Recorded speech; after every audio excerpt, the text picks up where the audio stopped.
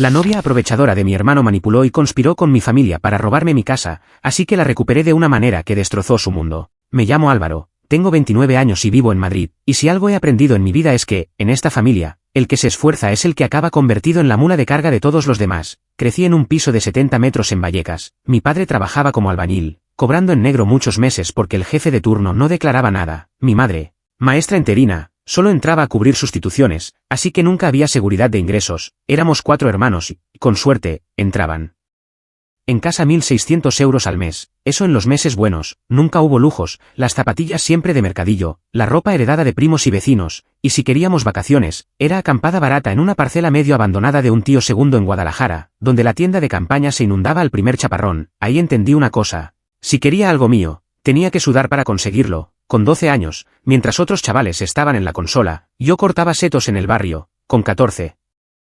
Repartía periódicos a las 6 de la mañana y luego iba al instituto medio dormido. En bachillerato, mientras mi hermano Javi salía de fiesta, yo hacía 20 horas semanales en una tienda de informática. Con ese dinero me pagué mi primer móvil decente, y sobre todo, aprendí a ahorrar hasta el último céntimo. Mi hermano Javi, en cambio, aprendió lo contrario. Donde yo veía disciplina, él veía atajo. Donde yo entendía sacrificio, él entendía que otro lo pague. Guapo, simpático, siempre con esa sonrisa que desarma, sabía cómo manipular con palabras dulces y cara de pobrecito. Mi padre siempre lo protegió. El chico tiene madera de artista, repetía, y así, mientras yo me mataba a trabajar para comprarme una bici de segunda mano, él recibía un coche viejo que mi padre milagrosamente consiguió a plazos. El seguro, por supuesto, también lo pagaban ellos. Cuando terminé bachillerato, yo tenía un 3,8 de media y un contrato parcial en la tienda. Javi tenía proyectos musicales y deudas de copas fiadas en el bar de la esquina, pero, por increíble que parezca, a la hora de ayudar con la universidad, mis padres pidieron préstamos para pagarle a él la matrícula de empresariales. A mí me dijeron: si eres tan responsable, seguro que te las arreglas solo, y me las arreglé. Trabajaba, comía fideos instantáneos y vivía en una residencia cutre.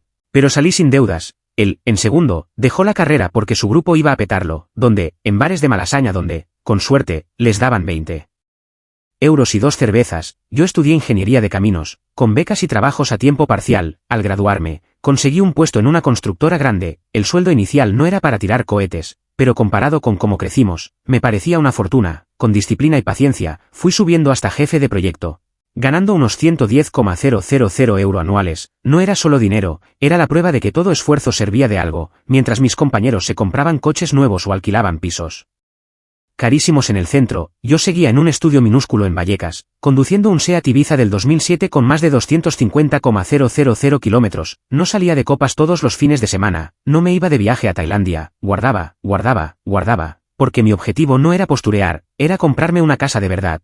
Y lo conseguí. En 2021, tras 3 años de austeridad casi monástica, firmé la hipoteca de una casa adosada en Alcalá de Henares, 3 habitaciones, garaje y un pequeño jardín donde imaginaba desayunar tranquilo los domingos. Precio: 275,000 €. Entrada: 55,000 €. Todos mis ahorros. Me quedé tieso, pero feliz. El proceso de amueblar fue lento. Sofá de Wallapop, mesa del rastro, electrodomésticos de segunda mano. Poco a poco, cada rincón llevaba mi esfuerzo impreso.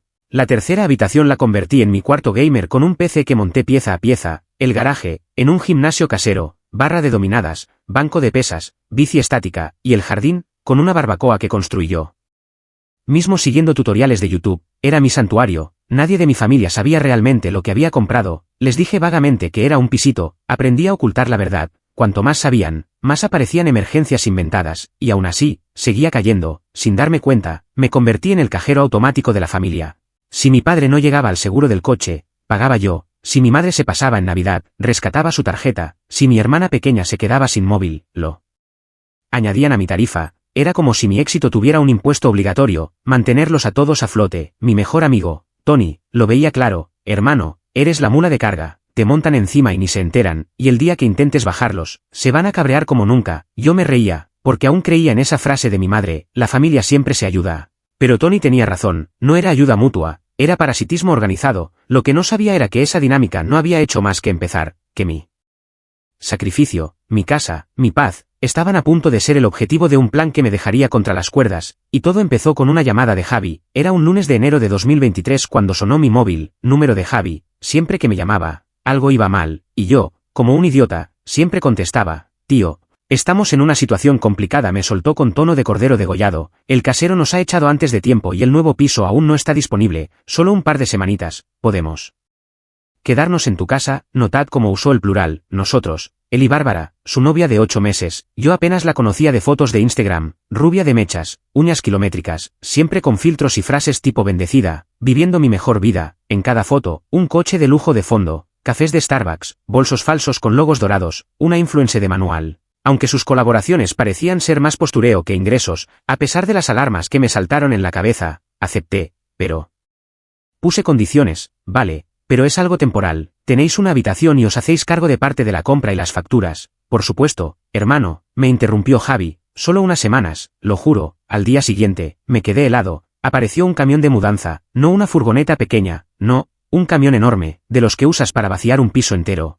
Yo observaba desde la ventana cómo descargaban cajas, maletas, muebles y hasta un espejo de cuerpo entero. Tony, que estaba en casa ayudándome a arreglar un enchufe, soltó una carcajada. Esto es una estancia temporal, hermano, eso es una ocupación encubierta, nadie se muda con ese Arsenal para unas semanitas. Cuando entraron, Bárbara apareció la primera, crop top ajustado, sandalias Gucci falsas, seguro, gafas de sol dentro de casa como si esperara fotógrafos en el portal, miró alrededor y soltó, oh, qué sitio más mono, con unos cambios, podría ser nuestro hogar definitivo, definitivo, me mordí la lengua, la primera hora. Ya empezó a redecorar sin pedir permiso, movió mi silla gamer para colocar un enorme puff rosa de terciopelo, quitó mis pósters de cine para poner lienzos con frases cursis vive, ríe, ama, llenó la encimera del baño con cremas, aceites y aparatos que zumbaban. No te preocupes, me dijo con una sonrisa condescendiente. Estudié decoración un semestre antes de encontrar mi vocación, te estoy dando estilo. Yo no había pedido estilo, había tardado 2 años en dejar la casa a mi gusto. Los primeros días fueron un infierno silencioso. A las 10 de la mañana ya había repartidores de Globo llamando a mi timbre con pedidos de sushi, hamburguesas y cafés que yo tenía que recoger porque ella estaba ocupada creando contenido. A los 3 días, una esteticista a domicilio se presentó en mi salón para hacerle la manicura a Bárbara. A la semana, mis paredes eran fondo para sus directos de Instagram, en los que hablaba de manifestar abundancia y crear vibras de prosperidad en nuestro nuevo espacio. ¿Has oído eso?, me preguntó Tony un día, grabándola en directo con su móvil en silencio. Nuestro espacio, es tu casa, tío. Te la está arrebatando en tiempo real. No se equivocaba. La cosa empeoró cuando, en febrero, Javi perdió el trabajo en el concesionario. Motivo, llegar tarde, contestar mal al jefe y creerse estrella de rock. A la semana, estaban los dos en paro, viviendo gratis en mi casa, devorando mi nevera y usando mi wifi como si fuera un derecho constitucional. La reacción de Bárbara fue de manual. Esto es perfecto, cariño, es una señal del universo. Ahora puedes concentrarte en tu música. Y yo en hacer crecer mi marca personal. Sus contenidos eran vídeos de rutinas mañaneras con 20 suplementos que no podía pagar y fotos en ropa ajustada intentando que alguna marca le enviara cremas gratis. Lo que empezó siendo unas semanas se convirtió en 2 meses, luego en 3. Cada vez que mencionaba la mudanza, Bárbara ponía cara de víctima. Es que el mercado de alquiler está fatal, no encontramos nada seguro para el bebé, digo, para nosotros, se corrigió rápido. Pero yo ya había notado la palabra, bebé, la usó demasiado pronto. Mientras tanto, trataban mi casa como si fuera suya, llegaban amigas de Bárbara a hacer shootings, había paquetes de ropa y maquillaje llegando todos los días, y hasta pintó una pared de rosa chicle para atraer energía femenina. Tony empezó a documentarlo todo, fotos, vídeos, audios. Créeme, vas a necesitar pruebas cuando esto acabe en los juzgados, me dijo. Yo me reía, intentando convencerme de que exageraba. Pero por dentro empezaba a sentir como el aire se me iba volviendo irrespirable. Había trabajado años para crear un lugar de paz, y en cuestión de semanas, se había transformado en un circo de postureo, gritos y pedidos de comida rápida. Yo lo notaba, no iban a irse, nunca habían tenido la intención, y lo peor, mi propia familia iba a caer en su trampa. La tensión en mi propia casa crecía como una mala hierba. Yo ya no vivía en paz, vivía en territorio enemigo, para colmo. El enemigo tenía nombre y pestañas postizas, Bárbara. Había pasado de ser una invitada temporal a comportarse como reina absoluta. Cada rincón de la casa llevaba su huella, olores de velas aromáticas, cojines con lentejuelas, una pared rosa chillón, cajas de ropa que no cabían en los armarios. Yo me desplazaba por mi propio salón como un extraño. Lo más grave empezó con sus comentarios inocentes. Álvaro, esta casa tiene un potencial tremendo, con la visión adecuada, se podría revalorizar muchísimo. Qué pena que un espacio tan grande esté desaprovechado. Alguien con familia le sacaría todo el partido. Familia, esa palabra la repetía cada vez más, mirando a Javi con ojitos. Una tarde, regresé antes del trabajo y la encontré dando una visita guiada a una amiga, luces profesionales, cámara en trípode, incluso micrófono de solapa. Y aquí está la cocina, decía con tono de experta. obviamente necesita una reforma integral, pero tiene buena base, el dormitorio principal es enorme, cuando nos hagamos con la propiedad. Tiraremos este muro y lo convertiremos en vestidor. Se me heló la sangre, me quedé en la puerta, carraspeé fuerte, Bárbara dio un brinco de 1 metro. ¡Oh!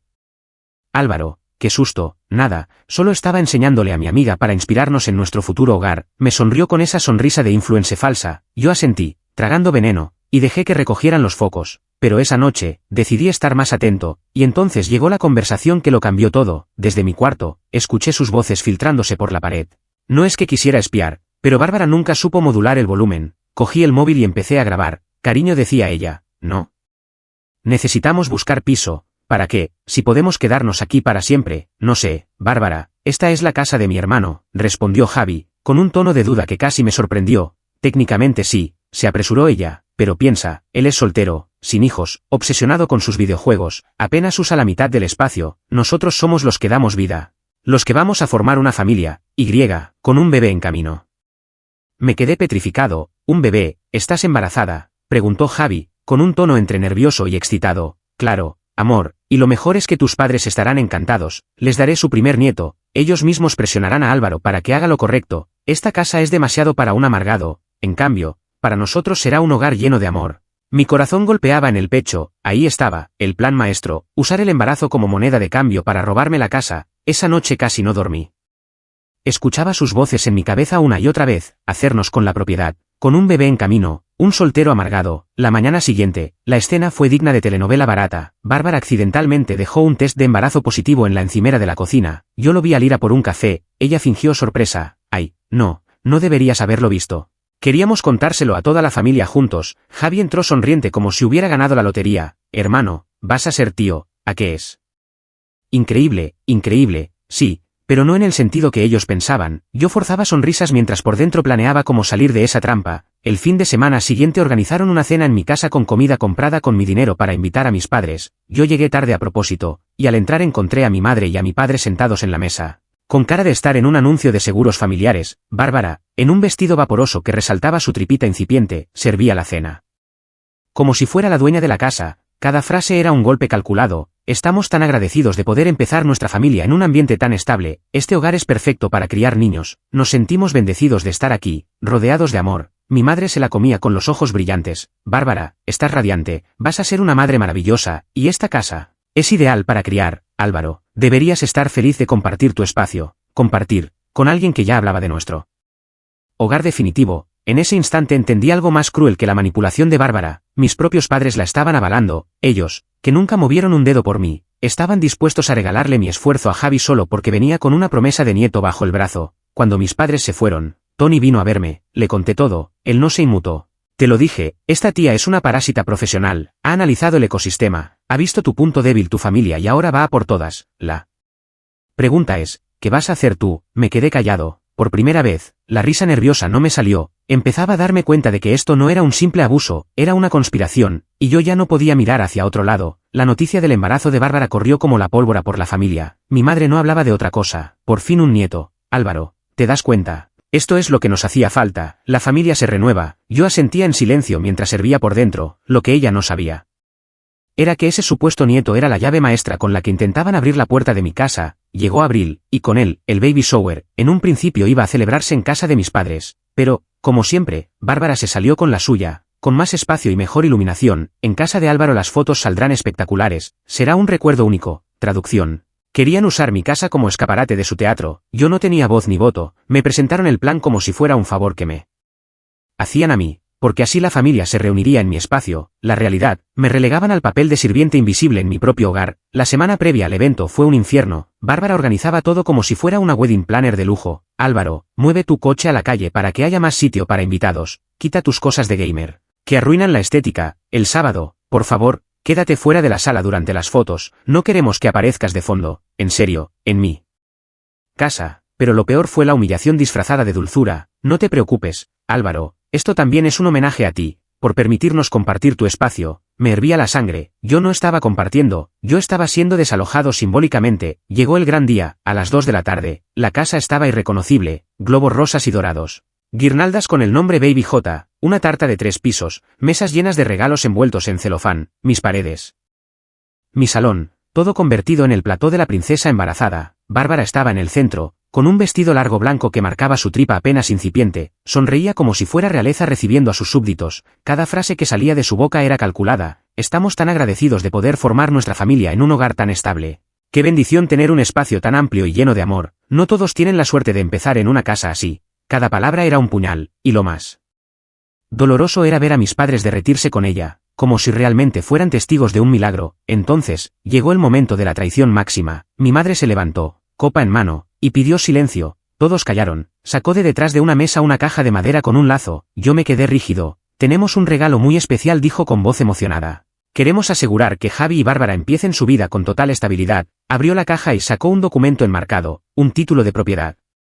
Mi título de propiedad, pero no con mi nombre, con el de Javier Martín López. Un murmullo recorrió la sala, seguido de aplausos. Javi, perplejo pero sonriente, abrazó a mi madre. Bárbara rompió a llorar de emoción. Yo me acerqué, cogí el documento y lo miré con detalle. En la línea de la firma, estaba mi nombre, con una firma falsificada. No era la primera vez que veía mi propia rúbrica, sabía perfectamente que esa no era mía. El trazo era torpe, forzado, distinto, un mal plagio. Mi padre se inclinó hacia mí y murmuró, apenas audible, no montes un escándalo ahora, luego lo hablamos, serás compensado, piensa en la familia. Compensado, ¿por qué? Por el robo de mi propia casa. En ese instante, entendí la magnitud. No era solo la manipulación de Bárbara, no era solo la ingenuidad de Javi. Mis propios padres habían participado en una falsificación de documento público, estaban dispuestos a sacrificarme en el altar de la maternidad de una extraña. Sentí un frío recorriéndome entero. Pero no hice una escena, eso era lo que esperaban, que perdiera los papeles, que quedara como el egoísta. En lugar de eso, me limité a sonreír con una calma falsa, devolví el documento y dije, discúlpame, necesito un momento. Me encerré en mi habitación y cerré la puerta, saqué el móvil y empecé a marcar. Abogado, le conté la situación. Le envié fotos del documento, confirmó lo que yo ya sabía, falsificación y usurpación de identidad. Cerrajero, le pedí cita para primera hora del lunes. Cambiaríamos todas las cerraduras, empresa de mudanzas, reservé un camión para ese mismo día. Tony, hora de la operación liberar a la mula. Ese domingo apenas dormí. Caminaba por la casa como un extraño, escuchando a Bárbara presumir en Instagram. Estamos tan emocionados, la familia nos ha regalado la estabilidad que merecemos. Este será nuestro hogar para siempre. Yo ya no era dueño de mi casa en las palabras de nadie, solo en los papeles, y encima falsificados, pero lo iba a recuperar, y no habría vuelta atrás. El lunes, a las 6 de la mañana, sonó el timbre, era el cerrajero. A las 6:30, todas las cerraduras eran nuevas. A las 7, Tony llegó con 3 de sus colegas, tipos enormes con brazos como vigas, listos para cargar cajas. A las 8 en punto, el camión de mudanzas estaba aparcado delante de mi puerta. Golpeé fuerte la puerta de la habitación donde dormían Javi y Bárbara. Arriba, hoy es día de mudanza. La puerta se abrió. Javi, despeinado, confundido, balbuceó. ¿Qué mudanza? ¿De qué hablas, tío? ¿De la vuestra? Tenéis 2 horas para empaquetar y largaros. Todo lo que quede después de las 10 se queda aquí. Bárbara apareció detrás de él, en batín de seda, los ojos hinchados. Perdona, esto es nuestra casa ahora, no puedes echarnos. Saqué el móvil, puse el audio de la conversación que había grabado semanas antes, donde ella explicaba cómo quedarse con mi casa usando el embarazo como excusa. Luego mostré en pantalla el informe policial que ya había presentado. Ese documento que os dieron ayer es falso, mi firma fue falsificada, eso es un delito grave, y lo tengo todo grabado, así que sí, puedo echaros, tenéis 2 horas. El rostro de Bárbara se transformó en furia pura. Estoy embarazada, vas a echar a una embarazada a la calle. La miré sin pestañear. Estoy echando a una ocupa y a una falsificadora que casualmente está embarazada, no es mi responsabilidad. Los gritos empezaron, las amenazas, las lágrimas. Tony, mientras tanto, dirigía a sus amigos como un jefe de obra. Venga, chicos, cajas en el camión, con cuidado, no quiero que luego digan que les hemos roto nada. A las 10 en punto, todo estaba fuera. Javi, descompuesto, cargaba cajas a trompicones. Bárbara, en el portal, grababa stories. Nos han echado de manera ilegal, por favor, ayudadnos con donaciones. Yo cerré la puerta, cambié el último cerrojo y respiré. La primera fase estaba completa, pero lo que vendría después sería mucho más grande. Cuando la puerta se cerró tras Javi y Bárbara, y el silencio volvió a mi casa, sentí una calma que no había experimentado en meses, pero sabía que aquello era solo la primera batalla. Había expulsado a los intrusos, sí. Pero el problema era más profundo. Yo seguía siendo el cajero automático de toda mi familia, y mientras esa dependencia existiera, siempre encontrarían la manera de manipularme. Esa misma noche encendí el portátil y abrí una hoja de cálculo. Decidí poner números a lo que llevaba años sospechando, que estaba manteniendo, casi sin darme cuenta, a medio árbol genealógico. Fui repasando mis cuentas bancarias, domiciliaciones, recibos, coche de mi padre, Llevaba 3 años pagando la cuota mensual de 415 euros, porque él no llegaba tras una lesión, seguro del coche de mi madre, 175 euros mensuales, cada vez que intentaba cancelarlo, me sacaba lágrimas de qué clase de hijo deja a su madre sin seguridad en la carretera, tarifa de móvil de mi hermana pequeña, 82 euros al mes, porque ella estaba entre trabajos, 3 años entre trabajos, plataformas de streaming de mis padres, Netflix, Prime, HBO, Disney, y total, 64 euros mensuales, ironía, yo casi ni veía series. Trastero del tío Ricardo, 125 euros mensuales, ni siquiera sabía que guardaba ahí, una vez le pregunté y me dijo, cosas importantes, resultó ser chatarra y muebles viejos. Ampliación de la tarifa familiar de móviles, 42 euros extra cada mes para que todos tuvieran datos ilimitados, y eso solo eran las cuotas fijas, luego estaban las emergencias, la caldera se ha roto, Álvaro, no llegamos, 300 euros, la matrícula de tu hermana, que no entra en beca, 800 euros, nos han cortado la luz, ¿puedes adelantarnos algo? 250 euros, calculé la media, unos 280 euros extra al mes en supuestas emergencias, sumé todo, el resultado me golpeó como un ladrillo, 1,183 euros mensuales de media, durante 3 años, eso eran más de 42,000 euros, y si añadía los grandes favores como los 14,000 euros que presté para la entrada del piso de mis padres, o los 7,800 euros para el coche de mi hermana, el total superaba los 64,000 euros. Me quedé mirando la cifra con las manos temblando, 64.000 euros, el precio de un coche deportivo de lujo, el dinero para dar la vuelta al mundo 2 veces, una inversión inicial en otro piso pequeño, todo evaporado en mantener a adultos que nunca habían aprendido a sostenerse solos. Me invadió una mezcla de rabia y lucidez, había vivido bajo una mentira, la de que la familia siempre se ayuda, la verdad era otra, yo siempre ayudo, ellos siempre reciben, no era solidaridad, era esclavitud financiera, así que tomé una decisión, cerrar el banco familiar, lo hice con precisión quirúrgica, llamé a la financiera del coche de mi padre, cancelé la domiciliación, llamé a la aseguradora, di de baja la póliza de mi madre, eliminé la línea de mi hermana de mi tarifa de móvil. Cancelé todas las plataformas de streaming, corté el pago del trastero, bajé la tarifa familiar a lo básico, cuando terminé, respiré como si me hubiera quitado un peso de 100 kilos de encima, pero no me quedé ahí, preparé el golpe final, un correo electrónico grupal con todos en copia, el asunto, Día de la Independencia Financiera, el texto era claro y frío. Familia, tras los acontecimientos de este fin de semana, he decidido que es hora de que todos logréis la verdadera independencia, a partir de hoy. Todas las domiciliaciones desde mis cuentas han sido canceladas, todos los servicios compartidos han sido dados de baja, todas las ayudas económicas han terminado, además, cualquier préstamo pendiente será reclamado en su totalidad, con intereses, os adjunto recursos útiles, plantillas de presupuesto, portales de empleo, información sobre ayudas públicas, a partir de ahora, cada cual es responsable de sí mismo, atentamente, Álvaro, lo envié un martes a las 8 de la mañana, a las 8:15, ya estaba sonando el móvil sin parar, no contesté, la primera semana fue solo ruido, llamadas, WhatsApps, mensajes de voz con llantos, insultos velados y promesas de hablarlo en familia, no respondía nada. La segunda semana llegó la tormenta real, mi padre llamó desesperado, le habían embargado el coche en plena obra, delante de compañeros, la humillación le comía por dentro, mi madre, sin seguro, fue parada por la policía y se llevó una multa gorda. El disgusto fue tal que empezó a trabajar en un hipermercado de cajera para cubrir gastos, verla en uniforme, con cara de derrota, me partió un poco el alma, pero también me recordó que era la primera vez en años que se ganaba lo suyo. Mi hermana se quedó sin línea de móvil en mitad de un directo de Instagram, lo vivió como una tragedia personal, lloró en stories diciendo que la vida era injusta, yo no tuve que enterarme por ellos, mi prima Ana, la cotilla oficial de la familia, me iba mandando fotos y mensajes, era como tener un corresponsal en primera fila, tu madre está en la caja de autopago, he hecho una foto, tu padre cogiendo el bus, estaba destrozado, tu hermana mendigando wifi en un Starbucks, y mientras tanto, Javi y Bárbara vivían en el sótano de los padres de ella, pagaban 800 euros de alquiler con gastos aparte, Bárbara montó un GoFundMe para supuestamente cubrirla. Llegada del bebé, después de 2 semanas, la recaudación era de 47 euros, ridículo, yo desayunaba café en mi jardín, y por primera vez, disfrutaba de la paz de ver cómo el sistema que habían construido sobre mi espalda se venía abajo. A las 3 semanas, organizaron una especie de intervención, vinieron todos a mi portal, por suerte, ya había instalado una cámara con intercomunicador. Me hablaban como si fueran a convencerme con chantaje emocional, Álvaro, somos familia, no puedes dejar a tu hermana sin móvil, tu madre llora cada noche, Javi y Bárbara no pueden con tanto gasto. Yo respondí con calma, sin abrir, si queréis hablar, aquí están mis condiciones. Javi y Bárbara deben disculparse públicamente por intentar robar mi casa y admitir la falsificación, todos deben encontrar trabajo estable y pagar sus propios gastos. Quiero que me devuelvan los 64,388 euros con intereses. Silencio, luego, gritos.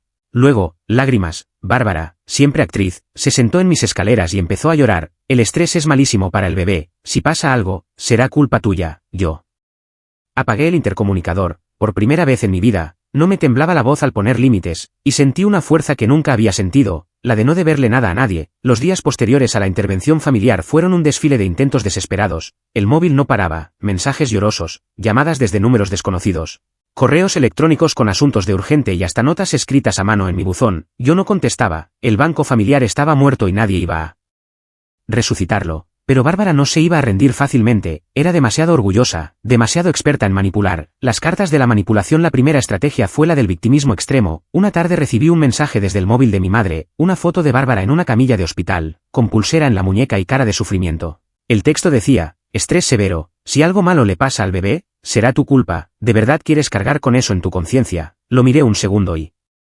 lo reenvié a Tony. Su respuesta fue instantánea: nivel 10 de manipulación, no caigas. La segunda carta fue la emocional: no se trata de mí, Álvaro, se trata de tu futuro sobrino. ¿Qué clase de tío abandona a su propia sangre? Y la tercera, la más miserable: si me ayudas, dejo a Javi, me voy y desaparezco de tu vida. Solo ayúdame a mantenerme hasta que nazca el bebé. Era la prueba definitiva de lo poco que le importaba a Javi. Estaba dispuesta a tirarlo bajo el autobús con tal de salvarse. La ruptura. Semanas después, Javi apareció solo en mi puerta. Le abrí, grabando con el móvil por precaución. Entró encorvado, más delgado, con barba descuidada y ropa arrugada. Se sentó en mi sofá y no habló durante un minuto entero. Luego, con voz rota, soltó: se ha ido, Bárbara me ha dejado, ha vuelto con un ex suyo, y dice que el bebé, probablemente ni siquiera es mío. Me quedé helado. Plot twist absoluto. Él empezó a llorar como un niño. Tenías razón en todo, me utilizó, me hizo creer que íbamos a tener una familia, y en cuanto se complicó, desapareció. Y lo peor, yo te traicioné a ti, que eres el único que siempre estuvo. Era la primera vez en mi vida que veía a Javi derrotado de verdad, sin chulería, sin sonrisas, sin excusas, solo ruina. Lo miré fijo y le dije: si quieres recuperar un mínimo de respeto, empieza por aquí, busca un trabajo. Cualquiera, trabaja 6 meses sin pedir dinero a nadie, demuestra que puedes valerte por ti mismo, luego, y solo luego, hablaremos. Él asintió. Con lágrimas en los ojos, le di un billete de 20 euros. Come algo, dúchate en el gimnasio, y mañana empieza. Salió cabizbajo, y por primera vez, no sentí rabia hacia él, sentí lástima. La caída de la princesa. Mientras tanto, Bárbara vivía su propio derrumbe. La denuncia que había interpuesto por falsificación seguía su curso. La policía recopiló pruebas, el título manipulado, mis grabaciones, incluso los directos donde ella hablaba de nuestro hogar definitivo. El juez abrió diligencias por usurpación de identidad y falsedad documental. Las marcas que le mandaban regalos empezaron a huir de ella cuando la historia se filtró en redes. Un vídeo anónimo. Yo sospecho que alguien del círculo de Tony compiló fragmentos de sus propios directos y la grabación de su plan. Se hizo viral en TikTok y Twitter. Influencer intenta robar la casa de su cuñado. Los comentarios eran demoledores. De parásitos, así está el mundo lleno. Imagínate confiarle un niño a esta mujer. Vergüenza ajena nivel Dios. Su GoFundMe fue denunciado y cerrado por fraude, y lo peor, sus propios padres, hartos de la tensión y de las notificaciones judiciales, la echaron de su sótano. De repente, pasó de presumir de vida de lujo a dormir en sofás de conocidos. La última vez que supe de ella, trabajaba a regañadientes en un centro de estética barato, sin apenas clientas porque su nombre estaba quemado en todas partes, en redes, solo silencio. La princesa influencer se había convertido en un fantasma social. El despertar de la familia. El resto de mi familia tampoco salió indemne. Mi madre, después de meses de lloros, acabó aceptando que tenía que trabajar para sobrevivir. Mi padre, humillado por perder el coche, volvió al transporte público. Mi hermana, sin móvil ni lujos, por fin empezó a buscar empleo. Poco a poco, cada uno entendió que yo no iba a volver a ser el cajero automático de nadie. Un día, mi madre me llamó y, entre sollozos, dijo algo que jamás había oído de su boca: hijo, te fallamos. Pensamos más en nosotros que en ti. No supe qué contestar. Quizá era tarde, quizá no. La victoria final. Mi casa volvió a ser mía. Cambié la decoración, tiré los cojines y cuadros horteras, pinté la pared de nuevo. El salón recuperó su identidad, el garaje volvió a ser mi gimnasio, y en el jardín me senté una tarde de verano con una cerveza fría y un silencio perfecto. Tony vino a ver el combate de UFC, con esa sonrisa suya de medio lado. Me preguntó: ¿y el hermano roto? Yo respondí con calma: está intentando trabajar. Por primera vez en su vida, Tony levantó la ceja. Y la princesa parásito, desaparecida, hundida. Brindamos con 2 cervezas. Miré mi casa, mis paredes, mi espacio, y por primera vez en mucho tiempo, sonreí de verdad. Había ganado, no solo el techo sobre mi cabeza, había ganado respeto propio, dignidad y libertad, y comprendí algo: la familia puede ser apoyo, pero también puede ser una cadena, y a veces, la única manera de vivir en paz es romperla para siempre.